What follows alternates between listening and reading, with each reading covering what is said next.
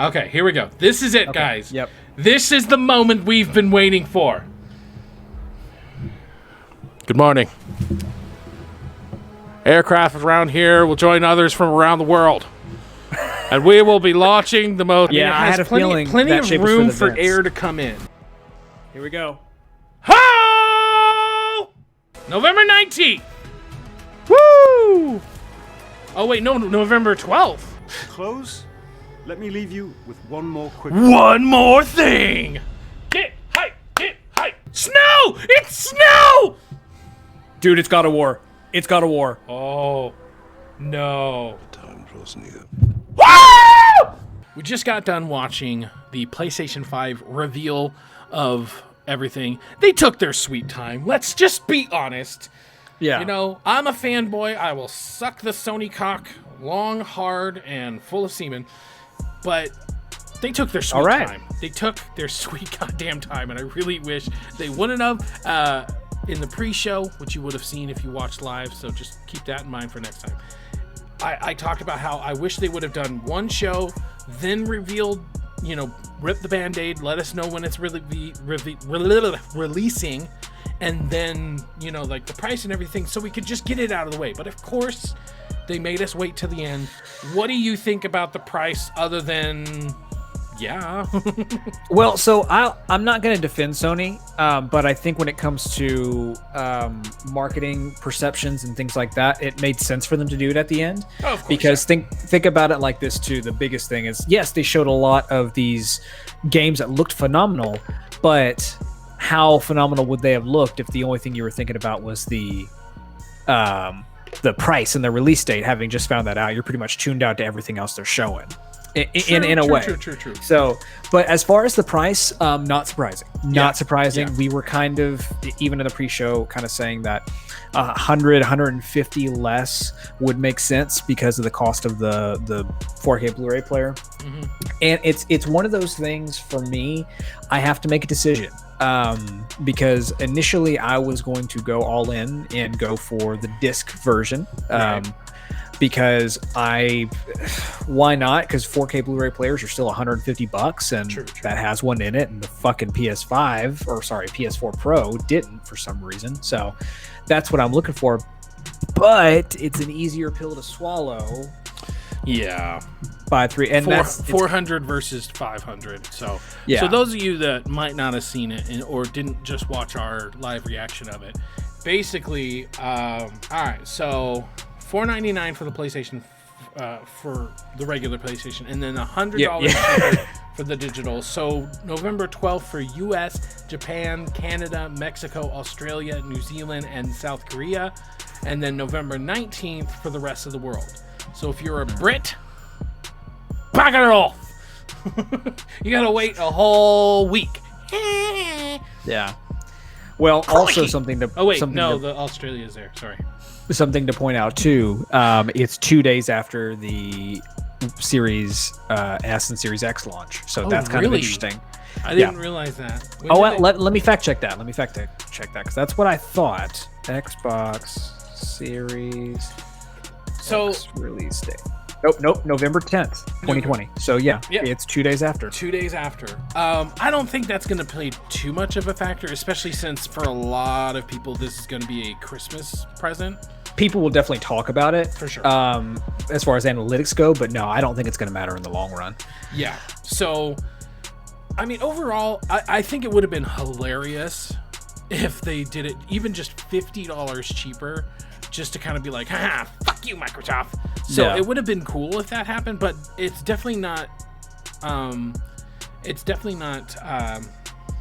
A surprise that they went with $499 and $399 because essentially we knew that the digital edition was whatever the price of the PlayStation 5 minus $100, you know? Yeah, and they weren't going to do a price cut like Xbox did because they did a lot to undercut that price. Like there's a lot of things that are taken out, which for most gamers aren't going to matter. And like me, for example, that's why I don't give a shit about buying a Series X when I'm going to buy a PlayStation 5.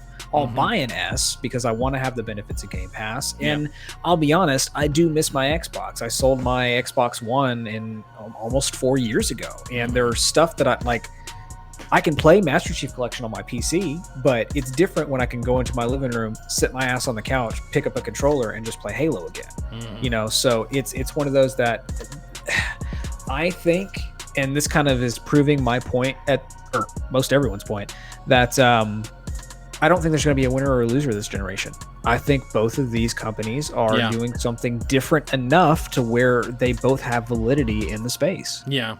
I think Xbox is going to win to a certain degree because they have Xbox Game Pass and all stuff. Yeah. The PlayStation Plus, they did announce PlayStation Plus. The new benefit was basically you're going to get all the best games of the PlayStation 4 on launch day on your PlayStation 5. So that means, hypothetically, I buy that plus like Miles Morales or one game, and I already have this gigantic library to play on day one, and I just got the console itself or something, you know? So that's really good.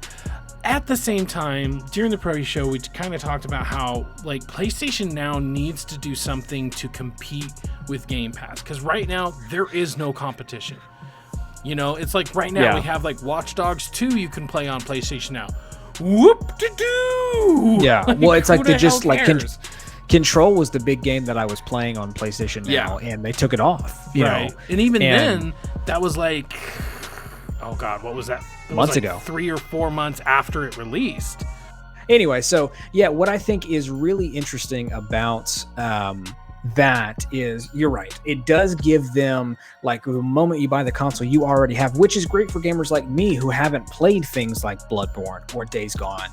I've played Last of Us and Last of Us Remastered multiple times, so I don't really want to do that. But, you know, other things like experiencing even Horizon Zero Dawn. Now, the question is, and Nick, I don't know if you want to kind of go to the end of that little segment there, but does it show or does it say anything that they're going to be optimized for PS5?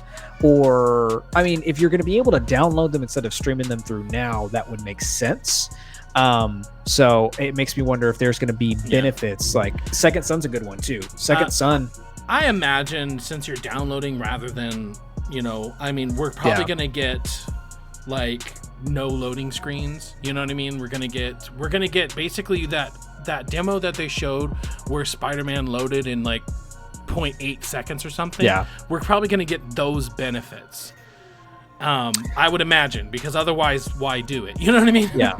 Yeah, but you're right. It's cool. Now, I will admit what you were going to say is that I'm a little disappointed that they didn't show anything as far as services go, which makes me think that they're going to. Go ahead and just rewind to the very end. Just rewind. Or I'm sorry, to the beginning. Just go all the way to the beginning and just have it playing in the background. Okay. That way we're not having to keep catching it. But since they didn't show anything in terms of like hardware stuff or any services with PlayStation Now or anything like that, it makes me think that they're going to either do something later or just do a press release, which I hope, because I want to know that information. They made a big deal about the networking features from the PlayStation 4 before launch, but you know, nothing now. Yeah. So, I mean, the main things that are talk-worthy, let's go through it. The first one that they showed off. Yeah, first thing that they really showed off was, surprising to me, Final Fantasy 16. I kind of wasn't... Now, let me get your opinion, because you played 15, right? No, I played it, yeah. So when they showed it, yes, it looks really good and looks phenomenal, but even watching some of the stuff, it's like, this doesn't look like everything else we've seen. Yeah. Or it doesn't look as groundbreaking as 15, but I think that's because 15 was generation changing, kind of, because it was the first time Final Fantasy really looked like that. Mm-hmm. Would that be an accurate statement? Yeah, I don't know. Like, I honestly didn't play it enough to really say that, oh my god, it's X times better or whatever. I am just surprised to see it. I'm also surprised to see that it's going to be exclusive for PlayStation. And that's coming out next year? Yeah, it's coming out next year, so that's really cool. So we got Final Fantasy 16, especially the way it looked and the way the combat is.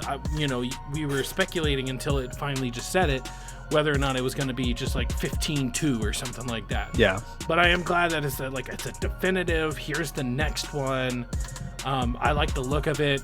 The story from what we got looks interesting. I like the setting style. Up next was Miles Morales, Spider-Man, and they showed us this bombastic, first look at like a real big action sequence. So I thought that was really cool.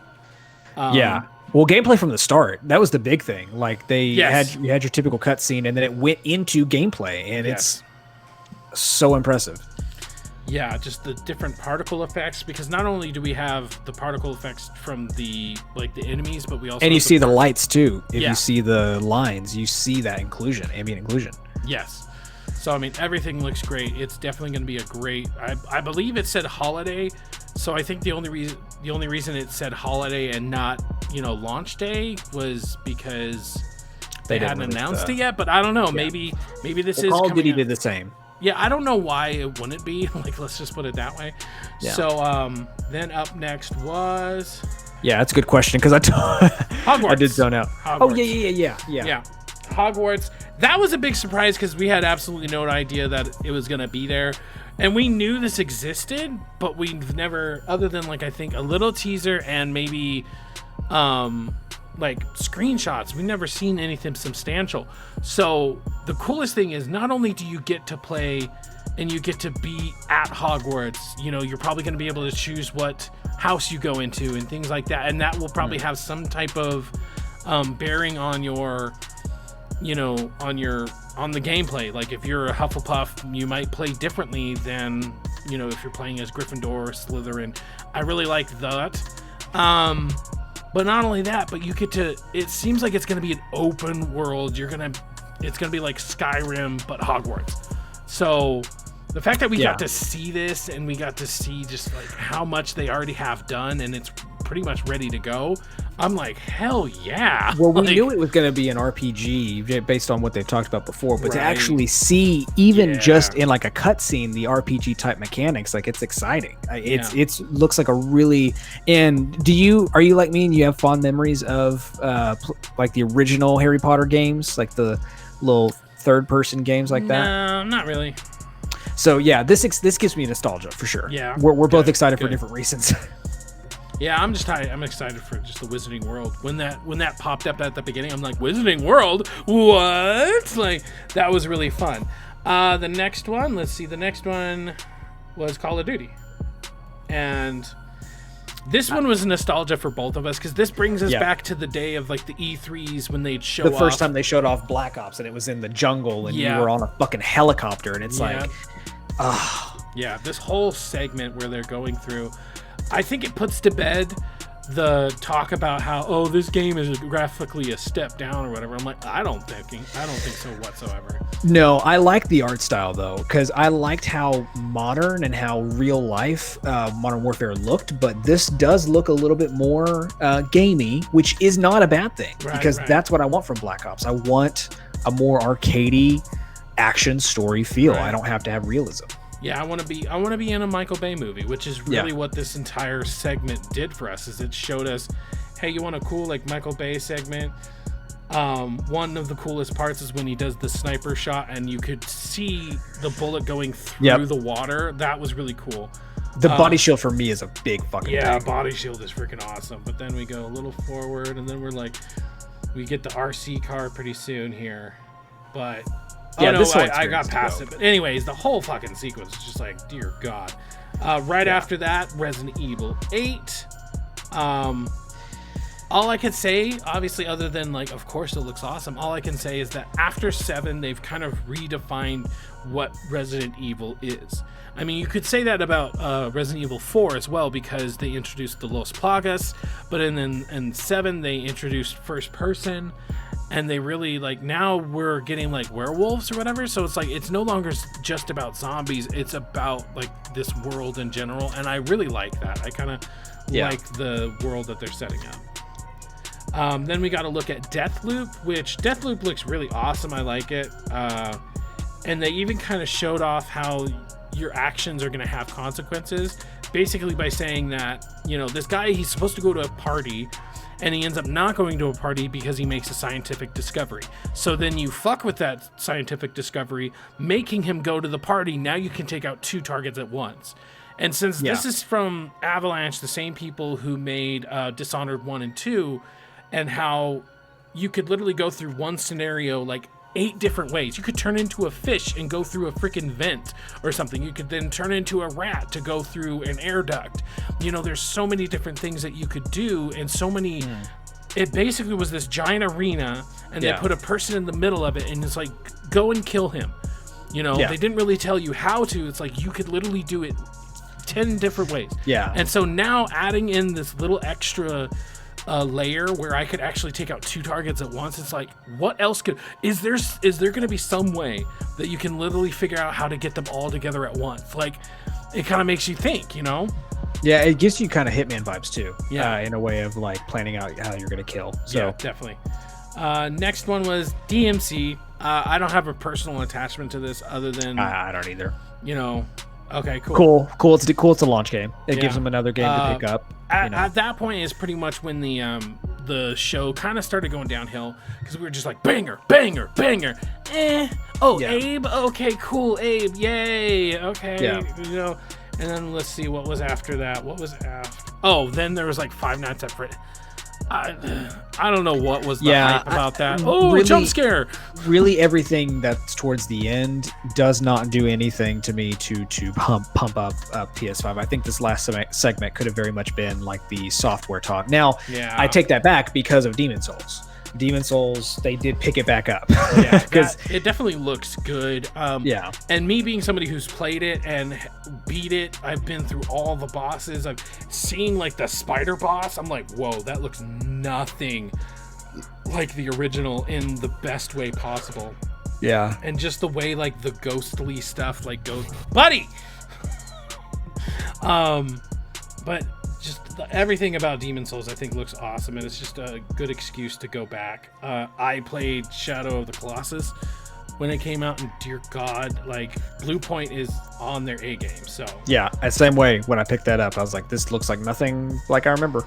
And then Fortnite, that was honestly pointless. You could have just said, Fortnite's coming to. That didn't need to be in the show. The PlayStation Plus thing is cool. Yeah. I'm hoping that we get more out of that, because they really do. Honestly, I'm going to say this. They don't have to. They don't, because Sony, I think, is okay with being this specific type of thing. They lead in technology in a lot of ways. They lead in terms of the games, like these exclusives, and that's what they know. So now, do I wish that they would do something? Right. Yeah, absolutely. I want some advancements to the things that the console can do, or the services that they offer. So we'll see. I guess we still got a couple months to figure out if they're going to talk about that or what they're going to say. Yeah. But so, I mean, that's cool. Overall, really good showing. Unfortunately, they couldn't keep.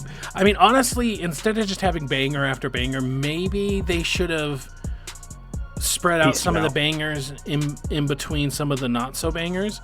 Yeah. Because I think Abe is probably a banger for somebody, but it's like if they would have put that one in between like Hogwarts and Resident Evil, at least we could have saved Resident Evil for something.